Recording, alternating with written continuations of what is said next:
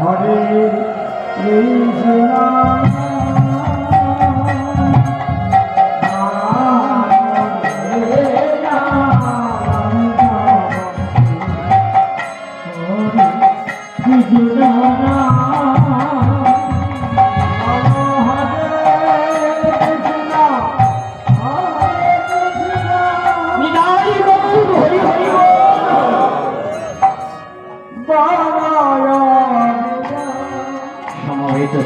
মন্ডলী আমার মায়েরা, 16 প্রহর বাসরে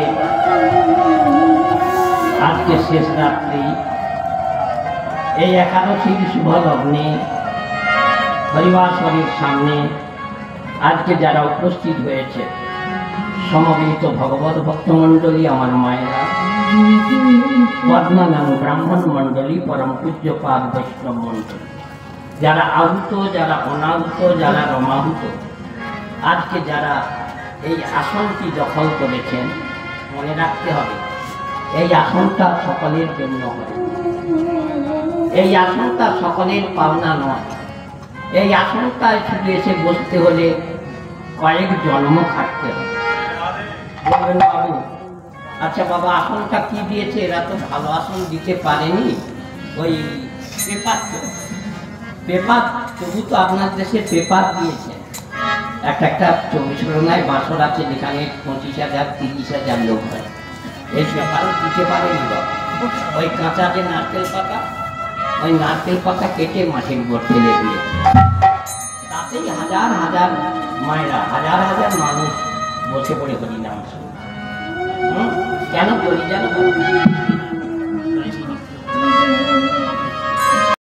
আসনে বসার আগে আপনাকে যে মাথাটা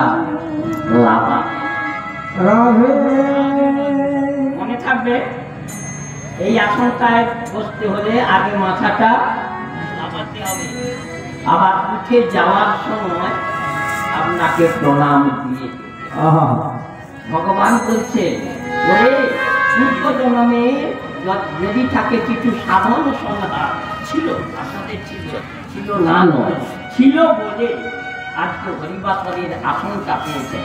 আর ভগবান বলছেন, এ জন্মে যদি তুমি আরেকটু ভগবানের কিছু কর্ম করো, ভগবান বললেন এর পরের জন্মে আমি তোমাকে একজন ভগবানের ভক্ত হয়ে তোমাকে আমি ভারতবর্ষেই পাঠাই। এমন কিছু করো না কর্ম যে ভগবানের কিছু কষ্ট হবে। তাই তবে একটা কথা আমি বলবো না কাউকে যে আমার মতো এখন তিলক কর, এটা আমি বলবো।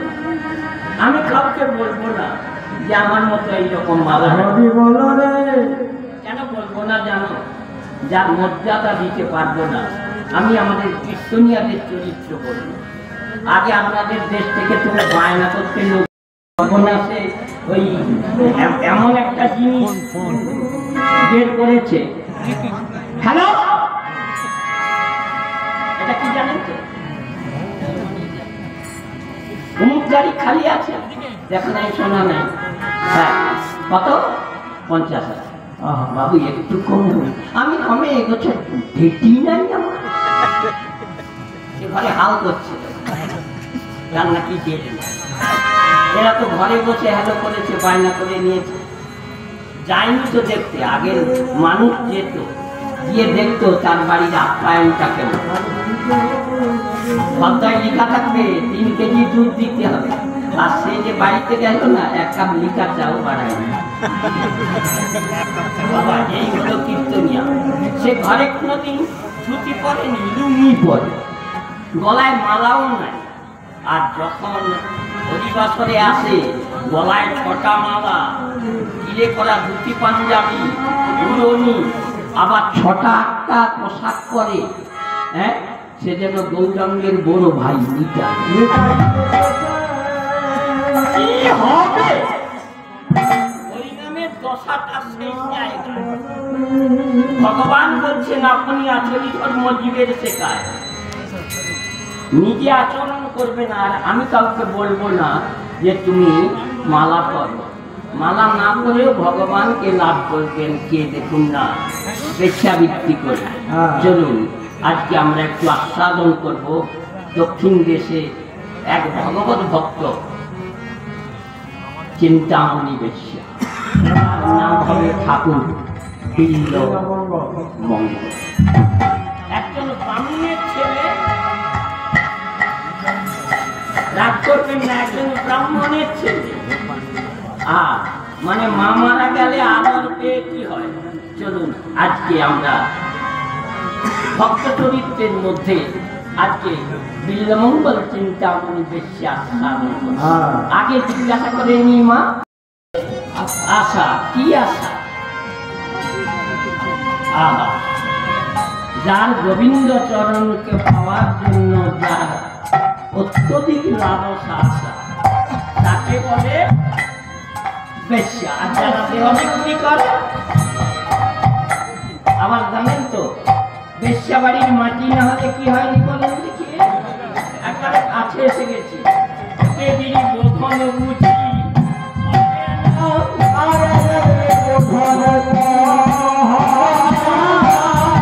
হবে না,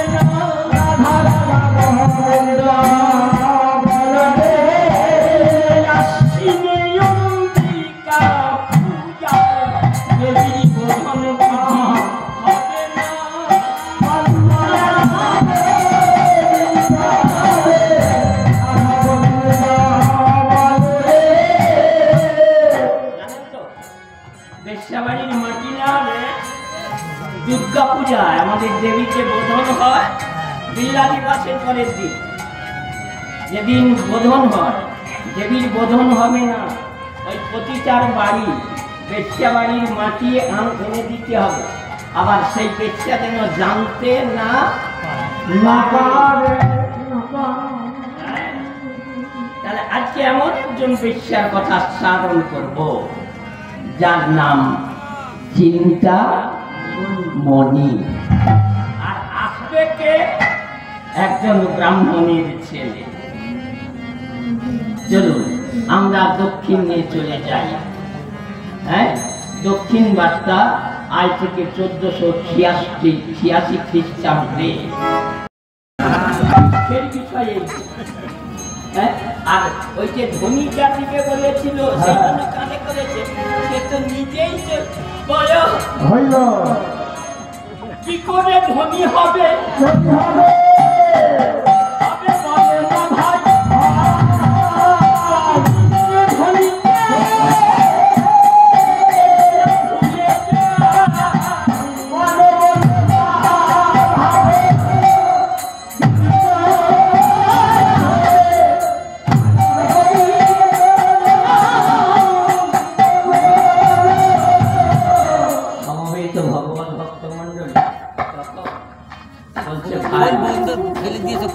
আমি অনেকদিন আমেরিকায় কাটিয়েছি, সেই জন্মতে তুই যে ওই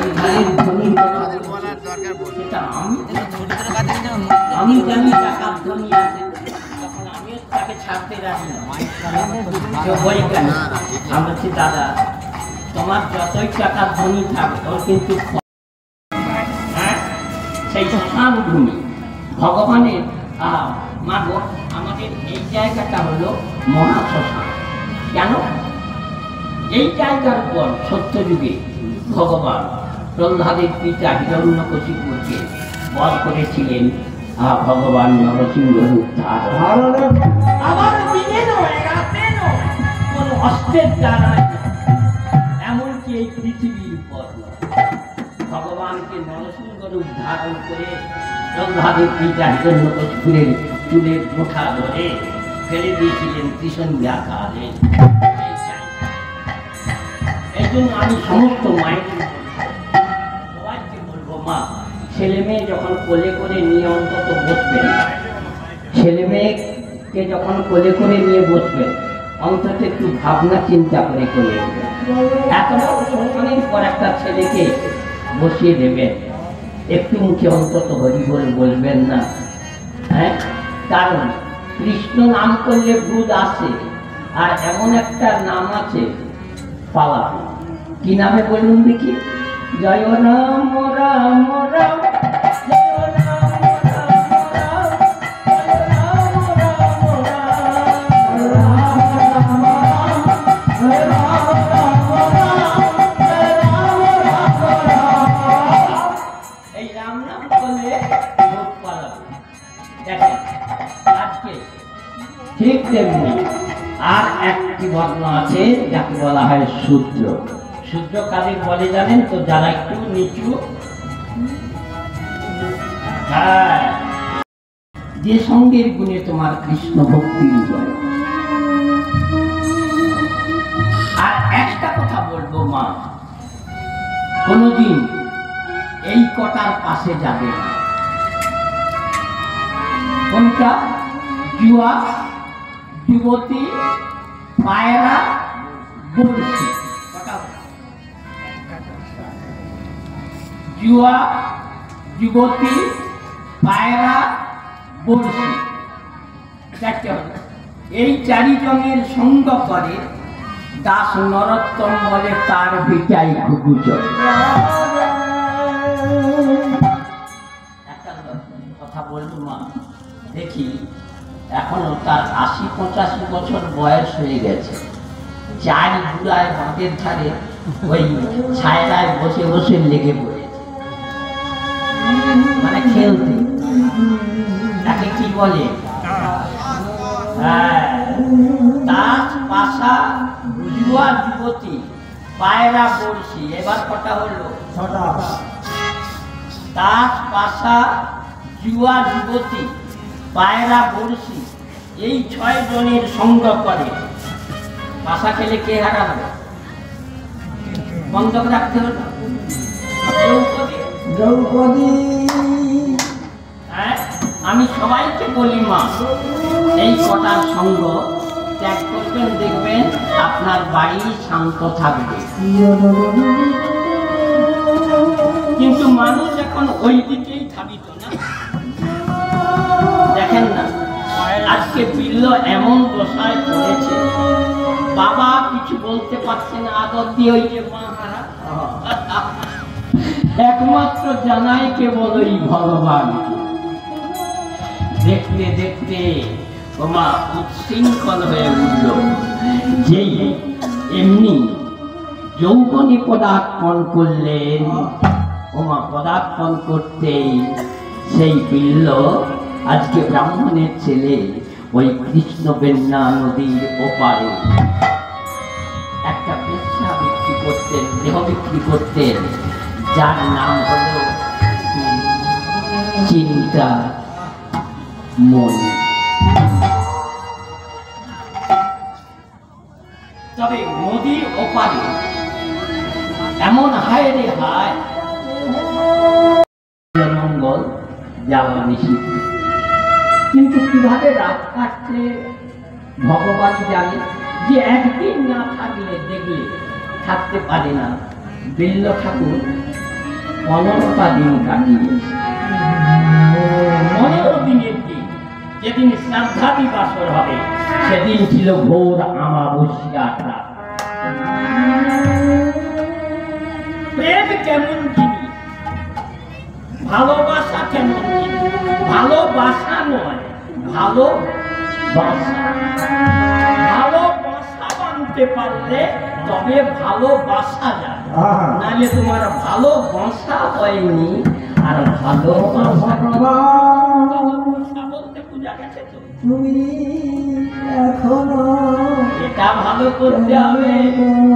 মনে আছে চণ্ডীদাস আর রজকিনী, এরাই প্রেমের শিরোমণি। যারা এক মরণে দুজন মরে, এমন মরে কয়জন? রানী তো ধোপার নেই, আর চণ্ডীদাস ছিল দুর্গাদাস বাগচির ভক্ত। কেমন ভালোবাসা দেখেছি, তাকে বলে ভালোবাসা। একজন ধোপার নেই মানে রানী, সবাই রাজাকে দ্বিতীয় কন্যা। আর চণ্ডী ঠাকুর সে তো ব্রাহ্মণের ছেলে, কিন্তু ভালোবাসা টাসা করো। একই নজরে ভালোবাসা রে। আরে ভালোবাসা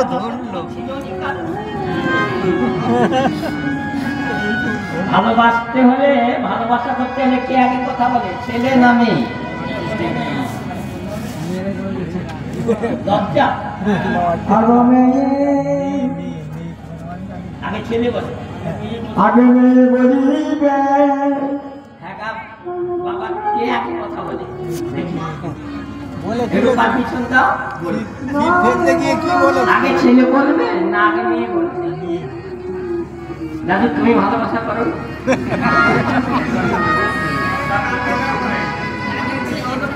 দেখবেন আমি যা বলবো সেটা ভেবে নিতে হবে কে কথা বলে। আমি প্রতিদিন 12টা বছর কাপড় কাটছি, আর চণ্ডী ঠাকুর প্রতিদিন ছিপ। এখন ছিপখানে মাছ ধরার তো তাতে কি লাগনা থাকে ছিপে? মাছ যদি ধরবে তার ডোর লাগনা আছে, ডোরের নিচে কি আছে? কাঁটা, তাই আধার দেওয়া আছে, আর চুনিটা লাগনা আছে। আচ্ছা, যে মাছ ধরবে সে কোন দিকে দেখবে?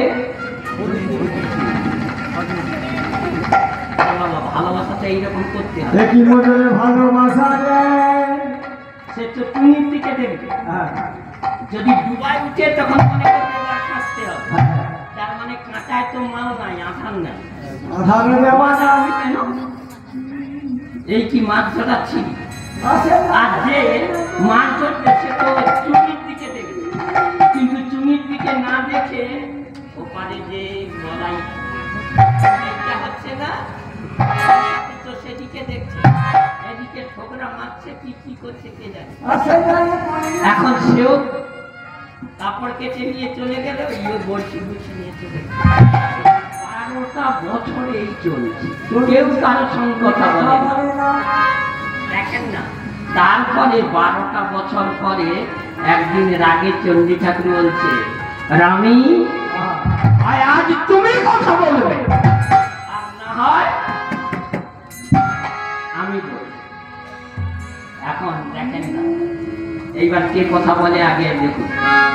চণ্ডী ঠাকুর সেদিন ছিপটা ফেলে দিয়েছে, আর আমিও সেদিন যজমানের এত কাপড় মাথায় করে বয়েছে, আর সূর্যের আলোটা আমি বদন মণ্ডলে লেগেছি। চণ্ডী ঠাকুর দেখে মনে মনে ভাবছে, বা রানী এ কি অপরূপ দেখি আমি, কে তুই? তোমাকে চেনা বড়। রানী কাপড় কাটছে, কাপড় কাটতে কাটতে ওই দিকে দেখেনি, কাপড় কাটতে কাটতে শুধু একবার বলেছে, কি ঠাকুর চারে মাছ লেগেছে? চারে মাছ লেগেছে।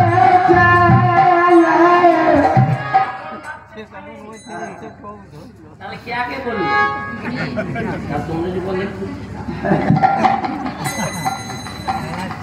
একবার বলেছে, চণ্ডী ঠাকুর বলেছে, সে বলছে কি ঠাকুর চারে মাছ লেগেছে?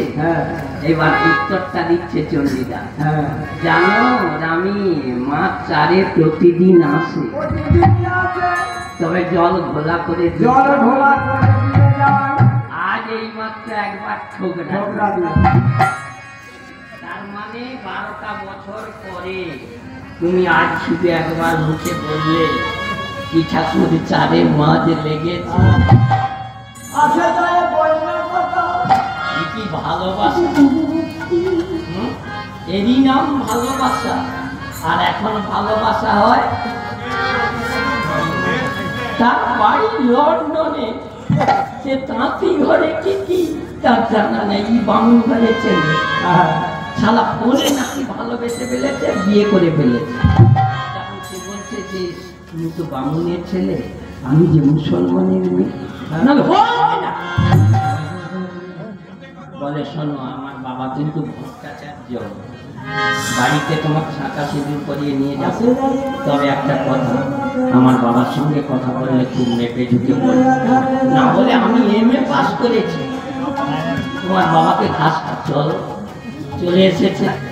এখন খোকা বলে বাবা যাওয়ার হয়ে গেছে সেখানে থাক। এ তো কথা বলবো বৌমা, আমার ছেলেটাকে বধ করে ফেললি মা। থাক থাক, বৌমা 1 মাস খুব হিসেব করে কথা বল। একদিন বৃহস্পতিবার আমার বাবা যজমানের বাড়ি লক্ষ্মী পূজা করতে গিয়েছিল। বেলা 1টার সময় বাড়ি আসছে, এসে ছেলে ঘরে নেই, এমনি বলছে বৌমা আমার ঘরে জল 1 গ্লাস নিয়ে দিয়েছে। জল জল বৌমা জল নিয়েছে। বারান্দা থেকে বলছে বাবা তোমার জন্য পানি নিয়ে।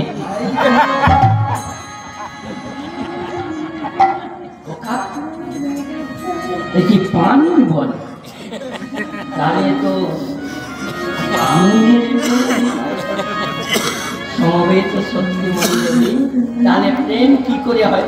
এই যে চোখে চোখে প্রেম, মুখে মুখে চোখে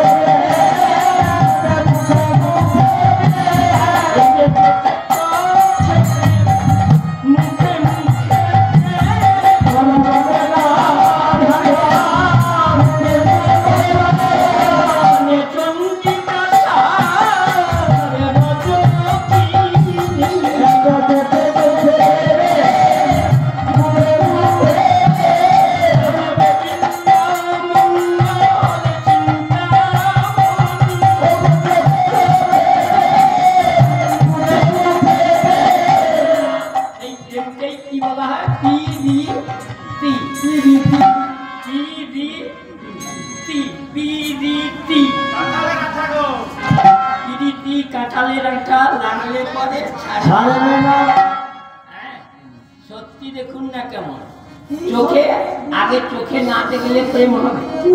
মেয়েটা কালো কি ফর্সা দেখবেন, আগে চোখে চোখে প্রেম। চণ্ডীদাস বলছে তারপরে মুখে মুখে প্রেম, বাক্যের দ্বারায়, তাই না? আজকে দেখুন পি শব্দের আরো কঠিন কথা বলি।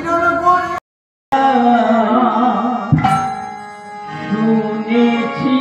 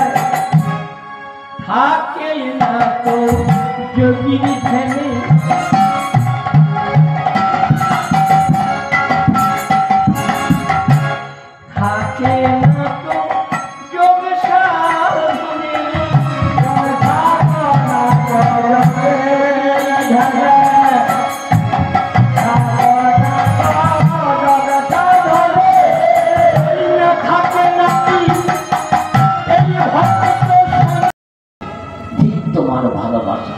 তবে যাও, আজ থেকে আমি তোমার মুখ দেখতে চাই না। চলে যাও, চলে যাও, চলে যাও।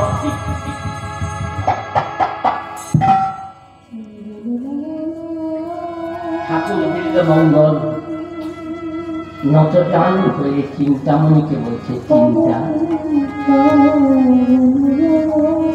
আমি তোমার ওই অভয় পদ পঙ্কজে প্রণাম নিবেদন জানি। আমি তোমার কাছে একটা জিনিস চাইব, তুমি আমাকে দেবে না? বলো কি চাও? তোমার ওই কুলদেবতা কৃষ্ণ মূর্তিটি আমাকে, সেই কৃষ্ণ মূর্তিটি যেই দিয়েছে ঠাকুর বীরমঙ্গল মনে মনে ভাবল, এতদিন আমি লালসার বসে যার পিছনে ছুটেছি, না আর না, ওই ভালোবাসায় আগুন দিয়ে আমি চিরতরে যাব, চিরতরে যাব, যেখানে গেলে আমার ভগবান কৃষ্ণকে দর্শন। এমনি ছুটতে ছুটতে চলছে আর বলছে, হে কৃষ্ণ আমি বৃন্দাবনের পথে পথে গাইব রাধা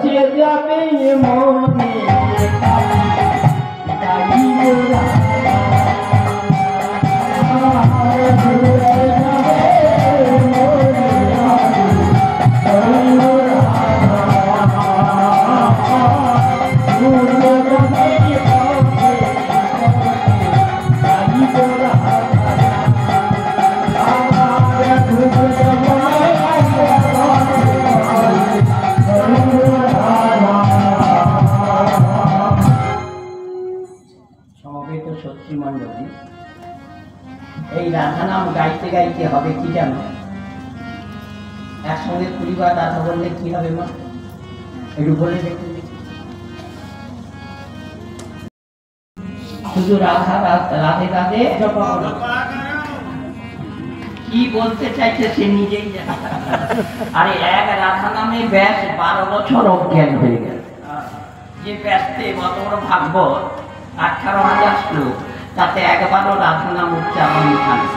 চলে যে আমার একবারও রাধা নাম লেখা নেই। কেন না? ব্যাসদেব একবার রাধা নাম যদি কানে শুনতো, ব্যাসদেব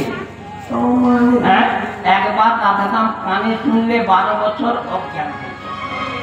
রাধারানী সব কৃপা করে বললেন, ব্যাস তুমি যদি আমার নাম শুনে 12 বছর অজ্ঞান হয়ে যাও, তাহলে ভাগবত গ্রন্থ লিখবে কবে? রাধারানী কৃপা করে বলেছিলেন, ব্যাস আমার নাম লিখতে হবে না। দেখেছেন? আর আমরা নিজের নামের জন্য প্লাগার টাঙাই না। দোকানের নাম রাখলে কার না? বোন নাম রাখতে হয়। এখন কমিটি ধরেছে, দেখেন লোক রাধা রাধা রাধা রাধা রাধা ধারা ধারা ধারা ধারা ধারা উচ্চারণটা কি হলো? ধারা রাধা রাধা রাধা রাধা রাধা মানে ধারা। রাধা বানান কি? রয়াকা ধয়াকা। তাহলে রাধা শব্দটা কি? আরাধ হয়েছে রাধা, যিনি আরাধনা করেন তিনি রাধা। এটা বাংলা কথা। এবার যদি ব্যাকরণের কথায় আসে, ব্যাকরণ করছেন ঋদ্ধাতু প্রত্যয় করিয়া রাধার সৃষ্টি। রাধা একটি ধাতু, যেমন রাং, সীসা, দস্তা, সোনা, লোহা, মাটি, এগুলো ধাতু নয়। বলে না আমার নাদিনীটাকে একটা অষ্ট ধাতুর মাদিনী দিতে হবে। হ্যাঁ, বলে তাকে কি গা বাতাস লাগে, মায়ের কাছে থাকতে চায়নি, অষ্ট ধাতুর মাটি। তাহলে রি একটি ধাতু, ধাতু, আর সেই ধাতু সকলের কাছে আছে, তাই না? যার কাছে নেই, যার ধাতু নেই, তাকে কি বলে? তাকে যদি কেউ না জেনে মেয়ে দিয়ে ফেলে, 15 দিন জামাই, সে শুধু বাজারে কাজ খেলে, রাত্রি 2টার সময় ঘর খেয়ে শুয়ে পড়লো, আবার সকালে চলে গেল। মেয়ে জানতে পেরেছে এর গন্ডগোল আছে, 15 দিন পরে যা বাপের বাড়ি গেছে, এবার যে খবর, এখন মেয়ে রাত্রিতে দিনে চলে গেছে, জামাই রাত্রিতে গেছে। মা বলছে, খুকি জামাই এসেছে, তুই জল টল খেতে দে। সে তখন রাগাচ্ছে, তুই দে। মা জানতে পেরেছে ওরাই গন্ডগোল। কি গন্ডগোল বলুন দেখি? আর বলুন ওইখানে ওই এক জায়গায় গন্ডগোল। কেন মেয়ে তখন বলছে, তুই তো দে, মানে জামাইকে তার মা খেতে দিবে, তার মানে কথা একটা গন্ডগোল। ডাক্তারি সার্জারি করে ডাক্তার বলে দিয়েছে যে নপুংস। তেমনি রাধার স্বামী ছিল নপুংস, যার নাম আয়ান ঘোষ। তাই তো রাধার ছেলে হলো না, কেউ মা বলে একেবারে ডাকলো না। বলে কি রাই তুমি